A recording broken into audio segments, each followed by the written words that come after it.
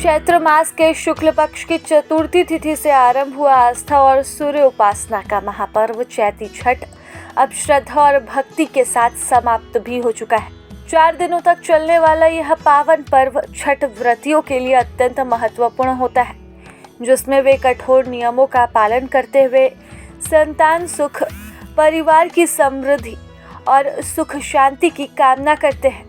चैत्र शुक्ल सप्तमी तिथि की पावन सुबह व्रतियों ने उगते सूर्य की पहली किरण को अर्घ्य अर्पित किया और इसी के साथ उनका 36 घंटों का निर्जला व्रत भी पूर्ण हो गया। उषा अर्घ्य देने के दौरान घाटों पर भक्ति, अनुशासन और श्रद्धा का अद्भुत दृश्य देखने को मिला। वातावरण पूरी तरह से छठी मैया और सूर्यदेव की आराधना में डूबा नजर आया।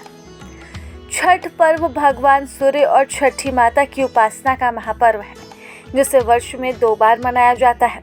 पहला कार्तिक मास के शुक्ल पक्ष में और दूसरा चैत्र मास के शुक्ल पक्ष में आयोजित होता है। हालांकि कार्तिक छठ अधिक व्यापक रूप से प्रसिद्ध है, लेकिन चैती छठ का भी धार्मिक महत्व कम नहीं।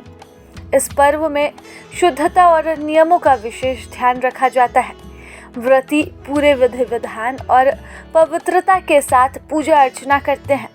इससे पूर्व मंगलवार 24 मार्च को छठ व्रतियों ने अस्ताचलगामी सूर्य को संध्या अर्घ्य अर्पित किया। पंचांग के अनुसार सूर्यास्त का समय शाम 6:34 पर था। संध्या अर्घ्य के दौरान व्रती नदी, तालाब, सरोवरों और घाटों पर एकत्रित हुए। कमर तक पानी में खड़े होकर उन्होंने सूर्यदेव को जल अर्पित किया और परिवार की खुशहाली की कामना की। इस दौरान पारंपरिक बास्केट सूप में ठेकुआ, फल, गन्ना, नारियल, कसार, केला सहित विभिन्न पूजन सामग्रियां सजाई गई। घाटों पर लोक आस्था, परंपरा और संस्कृति का भव्य संगम भी देखने को मिला। उगते सूर्य को अर्घ्य देने के साथ ही व्रतियों ने अपना कठिन व्रत पूर्ण किया और छठी मैया से सुख समृद्धि का आशीर्वाद मांगा। इसी के साथ श्रद्धा, पवित्रता और लोक परंपरा का प्रतीक चैती छठ महापर्व विधिवत संपन्न हो गया।